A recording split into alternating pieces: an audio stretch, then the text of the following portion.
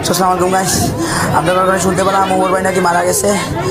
সেই উমর ভাই আমাদের সেই ইউটিউবার উমর ভাই। হ্যালো বন্ধুরা, আসসালামু আলাইকুম। কেমন আছেন সবাই? আশা করি সকলে অনেক অনেক ভালো আছেন।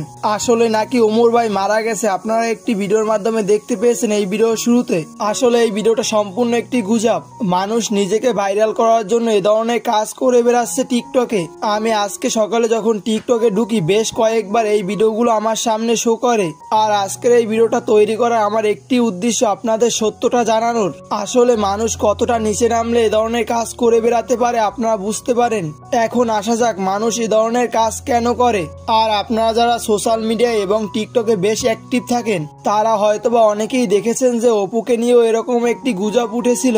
গুজবটা ছিল এরকম যে অপু ভাই নাকি মারা গেছেন, আমরা তাদেরকে দেখতে যাচ্ছি। এরপর সেই এরকম আরো একটি গুজব টিকটকে ভাইরাল হয় যে টিকটক স্টার জেনসিমুন নাকি মারা গেছেন আর আমরা তাদের দেখতে যাচ্ছি, এরকম একটি গুজব। তারপর এখন বর্তমান সময় ওমর ভাই ট্রেন্ডিং এ রয়েছে।